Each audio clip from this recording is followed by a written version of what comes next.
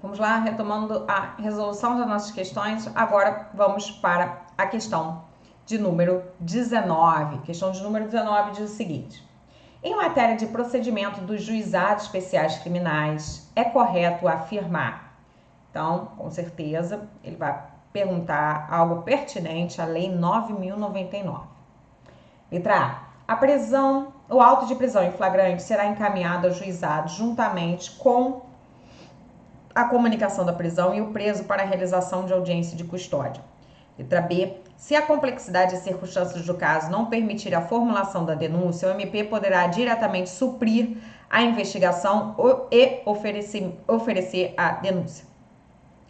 Letra C. Poderá ser dispensado o exame de corpo de delito quando a materialidade do crime estiver aferida por boletim médico ou prova equivalente. Letra D. O inquérito policial deve ser concluído em caso de indiciado solto 30 dias. Letra E. O inquérito policial será iniciado pelo termo circunstanciado. Vamos lá, ele quer a alternativa correta. A alternativa correta é a letra C. No caso aí em que a materialidade da infração penal puder ser aferida por exemplo, boletim de atendimento médico ou prova equivalente, vai ser dispensado o exame de corpo de delito para que haja ali o oferecimento da denúncia, conforme o parágrafo 1º do artigo 77 da Lei 9.099. Então, parágrafo 1º do artigo 77 da Lei 9.099, para se constatar a materialidade da infração penal, pode vir a ser dispensado o exame de corpo de delito, caso ela seja aferida por boletim de atendimento médico ou prova equivalente. Vamos ver o erro das demais alternativas? Letra A.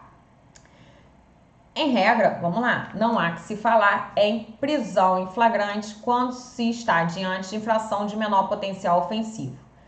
Isso diante de uma leitura a contrário senso do parágrafo único do artigo 69 da Lei 9.099. Por que eu falo isso para vocês? Deixa eu colocar minha carinha aqui, para vocês olharem para mim. Vamos lá. Abre seu parágrafo único da lei do artigo 69 da Lei 9.099.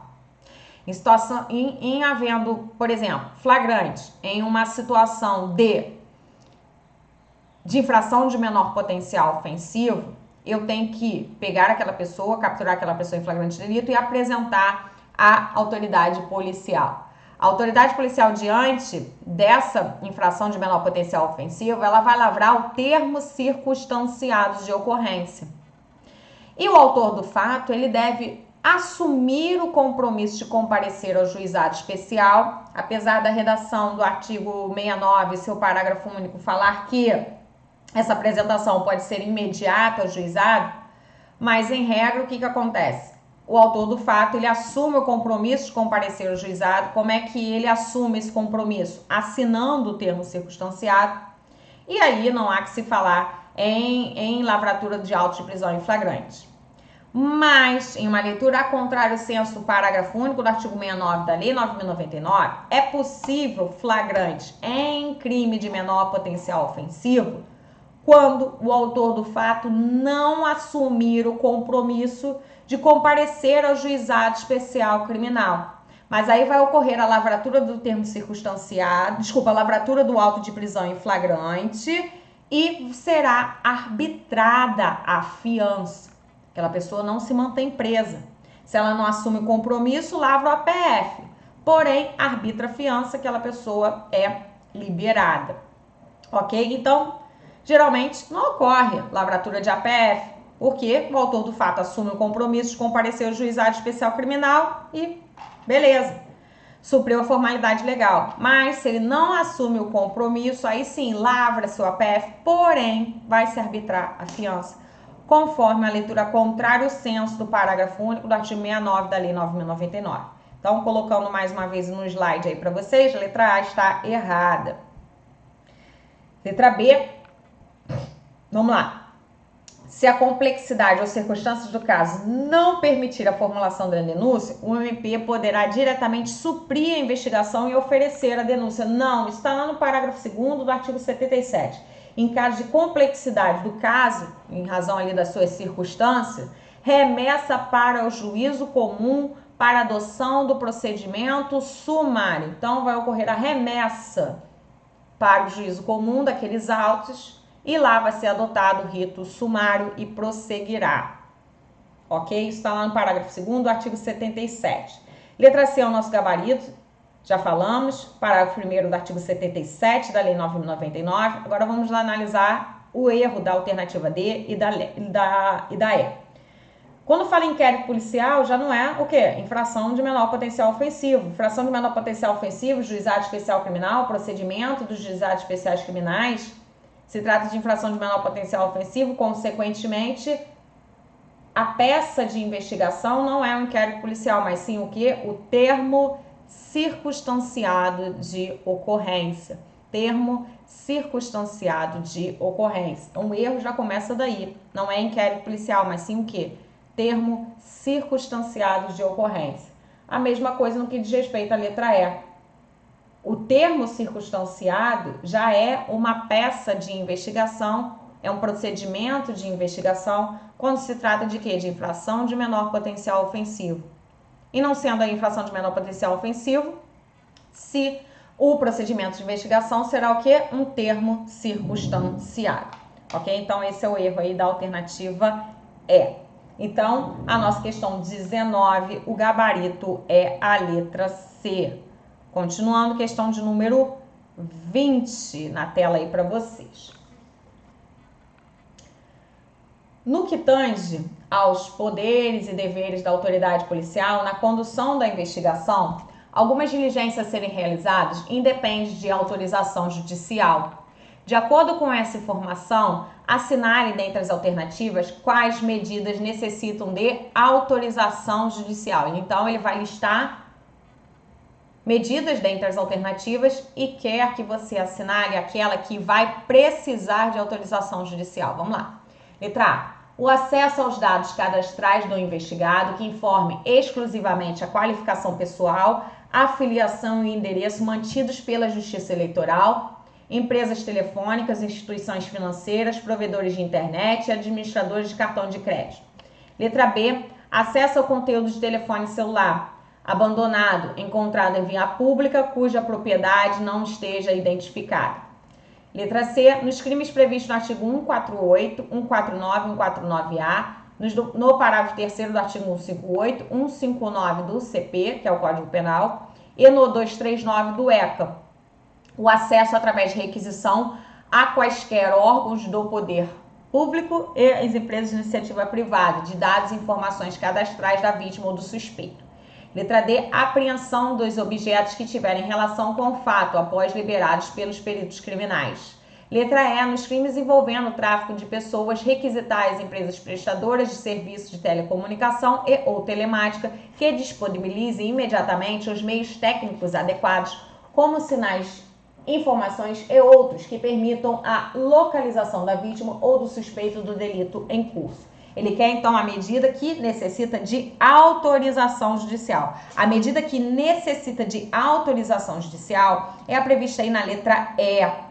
Eu encontro isso lá no artigo 13b, parágrafo 4º do CPP. 13b, parágrafo 4º do CPP. Então, nos crimes envolvendo aí tráfico de pessoas, a requisição às empresas prestadoras de serviço, melhor seria um emprego de requerimento, não da expressão requisição, prestadores de serviço de telecomunicação, isso está no dispositivo, ok, gente? Eu estou fazendo essa ressalva, que a melhor expressão aí não seria requisição, mas sim requerimento, porém, é o que está descrito na letra da lei. Se copiarem e colarem isso na questão, tá correto, mas foi empregado de forma atécnica pelo legislador, ok?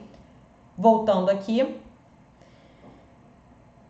Requisitar as prestadores de serviços de telecomunicação e ou telemática que disponibilizem imediatamente os meios técnicos adequados, como sinais, informações e outros, que permitam a localização da vítima ou suspeito.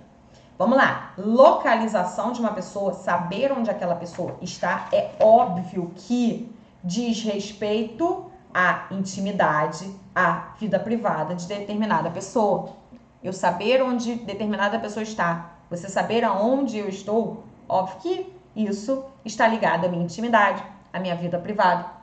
Então, para que isso seja afastado pelos órgãos de persecução penal e, consequentemente, você tomar conhecimento de uma pessoa, onde uma pessoa está localizada, é necessária autorização judicial. Porque saber a localização de uma pessoa, obviamente, isso está ligado à sua intimidade, à sua vida privada, que é um direito constitucionalmente assegurado. Abre lá sua Constituição, artigo 5º, inciso 10 da Constituição. Ok, beleza. Isso daqui necessita de autorização judicial. Só abre uma observação no que diz respeito ao artigo 13b, parágrafo 4º, que traz aqui essa possibilidade de requerer perante essas empresas de telefonia, serviços de telecomunicação, enfim, as ERBs, né, que é as estações rádio base, que tem ali ligado ao seu telefone celular, quando o seu telefone celular está ligado, ele fica ligado, aquele sinal, ele fica próximo de alguma antena que esteja aqui pela região, e com isso eu consigo saber mais ou menos um perímetro ali da sua localização.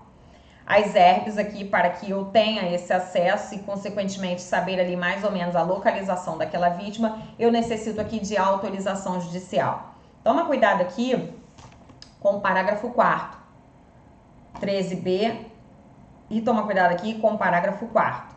Por quê? Aqui é uma cláusula de reserva de jurisdição, para que seja afastado esse direito aqui assegurado, essa garantia individual que é assegurada, eu necessito aqui de autorização judicial. O parágrafo 4º traz aí a chamada cláusula de reserva de jurisdição temporária, bem criticado pela doutrina. Ou determinada medida ou determinado instituto está ali a necessidade de autorização judicial ou não. Essa autorização judicial, trazer um prazo ali para que ela ocorra, isso não existe, uma cláusula de reserva de jurisdição temporária. Enfim, apesar de ter super crítica, que eu até concordo, super criticado, ou algo necessita de autorização judicial ou não, é uma nomenclatura trazida aí por algumas doutrinas e aparece às vezes em prova, você tem a ciência disso. O parágrafo 4º do artigo 13b traz aí essa cláusula de reserva de jurisdição temporária. Por quê? Se o juiz não atender em um prazo de 12 horas esse requerimento, seja por parte do MP, seja por parte do delegado de polícia, em ter ali o acesso a essa localização da vítima, ela pode ser requisitada diretamente essas empresas prestadoras de serviços de telefonia, ok? Se isso não for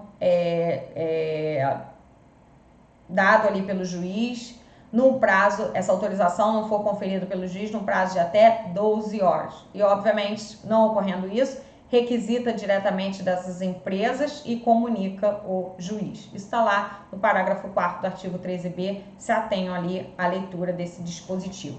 As demais, deixa eu colocar aqui o PowerPoint pra gente. As demais medidas aí, não é necessária autorização judicial. A da letra A, você encontra lá no artigo 17b da Lei 9.613 de 98, artigo 15 da Lei 12.850 de 2013 e no artigo 13A do Código de Processo Penal. Então, o acesso a dados cadastrais do investigado, você encontra em diversas passagens na nossa legislação. Artigo 17b da Lei 9.613 de 98, artigo 15 da Lei 12.850 de 2013 e também no artigo 13A do Código de Processo Penal. Mas se atenham bem à leitura do artigo 13A, que daqui a pouco eu vou trazer ele também dentre aí as alternativas, ok? Então, o acesso a dados cadastrais são informações ali pertinentes a nome, qualificação e endereço. Você saber o nome, a qualificação, o endereço de determinada pessoa não está ligado à sua intimidade, à sua vida privada. Então, consequentemente, não há necessidade de autorização judicial. Isso você vê em diversas passagens na nossa legislação, como eu falei aqui no artigo 17, Lei 9.613, e no artigo 15 da Lei 12.850. Voltando lá ao nosso slide. O acesso ao conteúdo de telefone celular abandonado, encontrado em via pública, cuja propriedade não esteja ali identificada. Se o telefone está abandonado, não temos ali uma titularidade. Então, consequentemente, não há que se falar em intimidade e vida privada a ser preservada. Isso, inclusive, tem um julgado do STJ nesse sentido, que é o recurso especial, aí você abrevia RESP 1.573.424 de São Paulo. Então, 1.573.424 de São Paulo, que traz aí um caso semelhante ao trazido na nossa alternativa B, em que não é necessária autorização judicial para o ingresso no conteúdo daquele aparelho celular. Letra C, reflete aí a redação do artigo 13A do CPP, mais uma vez, diz respeito a dados ou informações cadastrais, aí incluído também da vítima e do suspeito desses crimes listados no próprio dispositivo a qual eu fiz menção, que é o artigo 13A do CPP. Mais uma vez, dados e informações cadastrais não dizem respeito aí a informações pertinentes à intimidade e vida privada. Então, em razão disso, não é necessária autorização judicial. Quando eu falo em dados e informações cadastrais, eu falo de informações pertinentes a nome, qualificação e endereço. Consequentemente, artigo 13A do CPP, nesses crimes aí listados, não é necessário autorização judicial e a autoridade policial e MP podem requisitar diretamente. Letra D fala de apreensão de objetos que tiverem relação com o fato após liberados pelos peritos criminais. Está disciplinado no artigo 6º, inciso 2 do Código de Processo Penal. A autoridade policial, sempre que tomar conhecimento da prática de uma infração penal, deverá adotar essas providências. Dentre elas, a apreensão dos objetos que tiverem relação com o fato criminoso, sem a necessidade ali de autorização judicial nesse sentido, desde que liberados pelos peritos criminais. Então, a questão de número 20, o nosso gabarito aí é a letra E, já fundamentamos ela. Então, continuando aí, questão de número 21, vamos lá. A Lei 8.072, sofreu diversas alterações ao longo do tempo, trazendo reflexos processuais penais.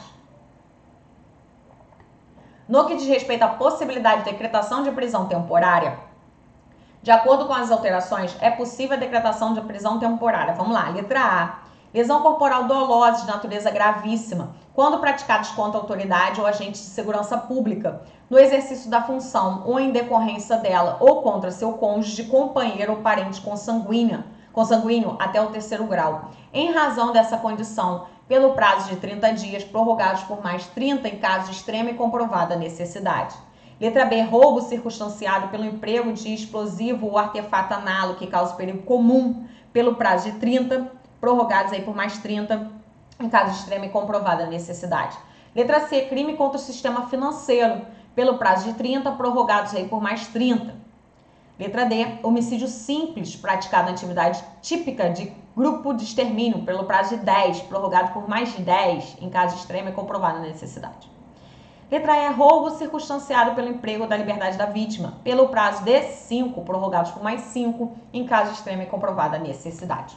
O gabarito aí da nossa questão de número 21 é a letra A. Preste atenção que essa espécie de lesão corporal dolosa gravíssima, de natureza gravíssima, quando praticada contra as autoridades ou agentes da segurança pública no exercício da função ou em decorrência dela, ou contra esses parentes aí listados, é considerado um crime hediondo e, consequentemente, o prazo da prisão temporária ele é mais elastificado. Então, apesar de eu abro lá minha lei 7960 de 89, esse crime não está lá listado. Porém, ele está listado na lei 8.072/90. Aquele rol incluído ali na lei 8.072/90, ele é acrescentado na lei 7960 de 89, que é a nossa lei de prisão temporária, para que eu analise a possibilidade daqueles crimes taxativamente ali elencados para a decretação dessa espécie de prisão cautelar específica da fase de investigação criminal. Essa espécie de lesão corporal de natureza gravíssima, quando praticados contra essa autoridade ou agente de segurança pública no exercício da sua função ou contra aqueles seus parentes ali listados, cônjuge, companheiro, parente consanguíneo até o 3º grau, temos sim um crime hediondo, consequentemente é possível a prisão temporária e por um prazo de 30 dias prorrogados por mais 30. Então a nossa questão 21 é a letra A. Preste atenção nas demais alternativas, porque vou aqui fazer os apontamentos com vocês. Todos eles trazem crimes que é possível a prisão temporária, porém os prazos ali estão equivocados. Vamos lá. Letra B. Roubo circunstanciado pelo emprego de explosivo ou artefato análogo que cause perigo comum. Apesar de desproporcional, ferir aqui o princípio da proporcionalidade, apenas o crime de furto praticado nessas circunstâncias, pelo emprego de explosivo ou artefato análogo que cause perigo comum, que é hediondo. Isso está lá na Lei 8.072/90, no artigo 1º, inciso 9. Apenas esse furto praticado nessas circunstâncias trazidas pela letra B, que é hediondo. Aí sim seria o prazo de 30 dias. O roubo nessas mesmas circunstâncias não é hediondo, é desproporcional sim, mas ele não é hediondo. Por quê? As figuras típicas do roubo que são consideradas hediondos estão lá na Lei 8.072/90. E no inciso 2, a linha A, B e C não comporta o crime de roubo conforme listado aí na letra B. Porém, o crime de roubo comporta, sim, decreto de prisão temporária. É só você abrir lá a Lei 7960 de 89. Quando você abre a Lei 7960 de 89, você vai lá no artigo 1º, a linha C. Artigo 1º, a linha C. Tá falando ali do crime de roubo. Crime de roubo comporta, sim, prisão temporária. Só aqueles que estão lá na Lei 8.072/90, que a prisão temporária vai ser por um prazo mais elastificado. Se não estiver lá incluído, vai permitir a prisão temporária, porém por um prazo de 5 dias, prorrogados por mais 5 dias. É a hipótese aí trazendo na letra B. O prazo seria de 5 dias. Essa figura típica do roubo trazida, listada aí, não é hedionda. Letra C, também, crime contra o sistema financeiro, possibilita sim a decretação de prisão temporária. Isso está lá na linha O do artigo 1º da 7960 de 89, porém não é crime hediondo, então o prazo é de 5 dias. Homicídio simples, praticado na atividade típica de grupos de extermínio, é um crime considerado hediondo, então o prazo é de 30 dias. Aí eles botaram o prazo de conclusão de investigação, de preso. Eles misturam tudo isso, tá? Toma cuidado. Ele pega o prazo de conclusão do inquérito, lá no artigo 10 do CPP, coloca aqui para prazo de temporária. Uma coisa, outra coisa, outra coisa. Esse crime aí de homicídio simples, mas quando praticado na atividade típica de grupos de extermínio, é hediondo. Então, consequentemente, o prazo da temporária é de 30 dias. E, por fim, o roubo circunstanciado pela restrição da liberdade da vítima passou a ser hediondo. Então, consequentemente, o prazo da temporária é bem mais elastificado. Só preste atenção no seguinte, quando ele passou a ser hediondo, situações mais gravosas vão ser ali aplicadas. E ele passou a ser hediondo com a alteração da Lei 13.964 de 2019, que é o nosso pacote anticrime, aonde? Lá na Lei 8.072/90. Isso é uma situação mais gravosa, então, consequentemente, só passa a ser possível da data da sua publicação em diante. A nossa Lei 13.964 de 2019, que é o nosso pacote anticrime, começou a valer quando? Em 23 de janeiro de 2020. Então, os roubos ocorridos em 23 de janeiro de 2020, essa espécie de roubo trazida aqui, roubo circunstanciado pelo emprego da liberdade da vítima, que passou a ser hediondo com a Lei 13.964, possibilitando, então, a prisão temporária por um prazo bem mais elastificado. Toma cuidado, tá? Porque vai cair na sua prova. Primeiro, prisão temporária. Prisão sempre cai, prisão temporária também é de predileção de ser cobrado qualquer concurso da área policial, qualquer concurso da área de segurança pública, ainda mais com a alteração da Lei 8.072/90, que traz, sim, reflexos processuais penais, como acabamos de ver. Então, fique esperto com o rol da Lei 8.072/90, que foi recentemente alterado, que traz reflexos aqui para a decretação da prisão temporária, previsto lá na Lei 7960 de 89. Então, a nossa questão de número 21, o gabarito é a letra A de alfa, ok? Vamos aí para mais uma questão. Deixa eu colocar na tela para vocês. Questão de número 22. Vamos à leitura dela. A possibilidade de o juiz condenar ou não com base nos elementos de informação contidos no inquérito policial, sem um crivo do contraditório, na fase judicial, é tema de antiga discussão no processo penal brasileiro. Neste contexto, assinale a alternativa correta. Letra A. Apesar do inquérito policial ser um procedimento administrativo, os elementos informativos não necessitam ser corroborados em juízo, em virtude da oficialidade com que agem as autoridades policiais. Letra B. No tribunal de júri, vigora o sistema do livre convencimento motivado do julgador. Por isso, os jurados podem julgar com base em qualquer elemento de informação exposto ou lido em plenário, sem fundamentar a sua decisão. Letra C. A condenação do réu deve ser fundamentada em provas colhidas com respeito ao direito do contraditório judicial, ainda que o magistrado utilize elementos informativos na formação do seu convencimento. Letra D. Os elementos de informação colhidos no inquérito policial podem fundamentar sentença condenatória, desde que não exclusivamente, e havendo prova judicial para sustentar a condenação. Diante da questão trazida, eu não li a letra E, né? Vamos lá, letra E. Com a reforma introduzida em 2008 no Código de Processo Penal, restou definido que o juiz não pode condenar o réu com base nos elementos informativos e provas não repetíveis na investigação. Agora sim, li tudo. Questão aí de número 22, o gabarito é a letra D, que fala o seguinte: os elementos de informação colhidos no inquérito podem fundamentar sentença condenatória, desde que não exclusivamente, e havendo prova judicial para sustentar a condenação. Princípio do livre convencimento motivado ou da persuasão racional previsto no artigo 155 do CPP. O que é produzido durante o inquérito? Produzido durante o inquérito, elementos de informação.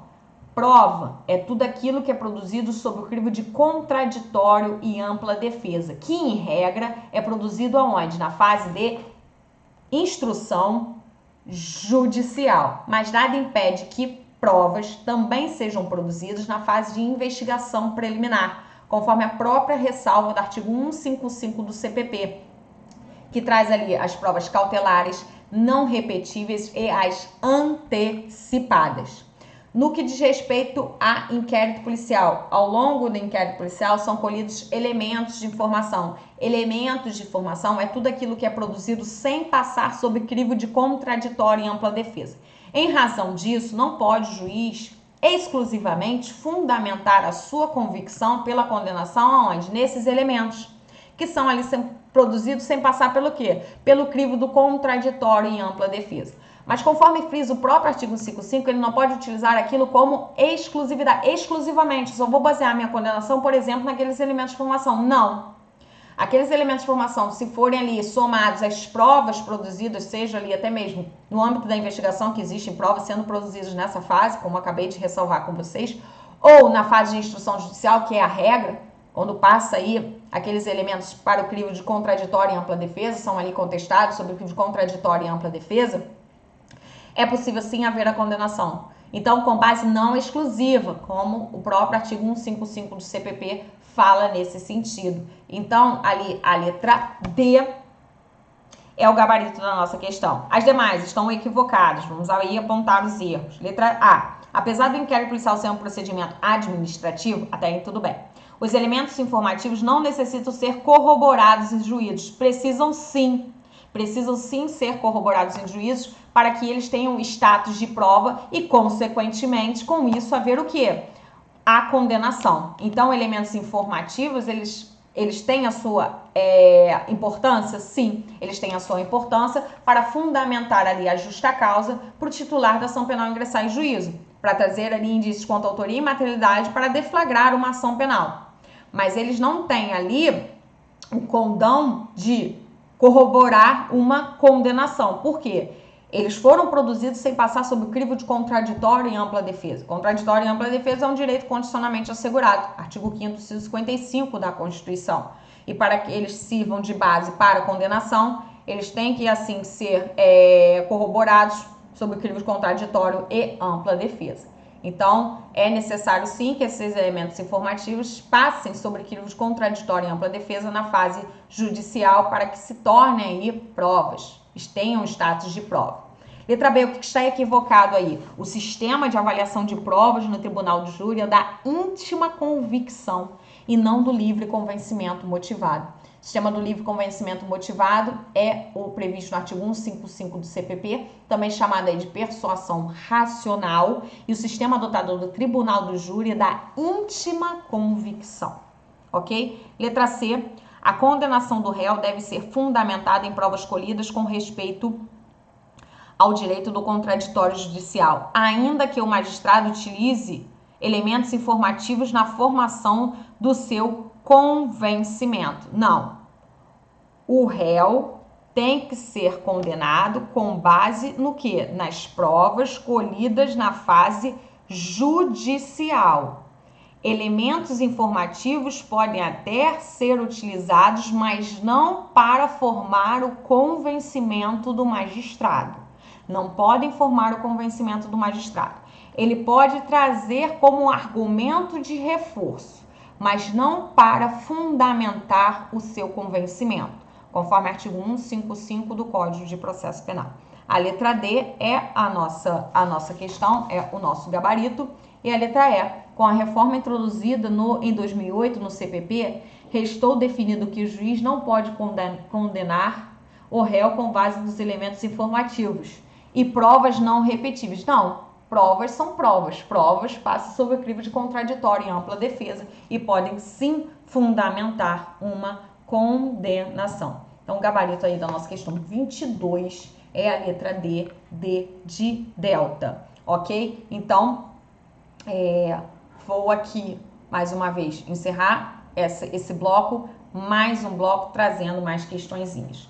Já estamos indo para o final, são 29 questões, falta pouquinho, já vamos acabar. Até daqui a pouco, tchau, tchau.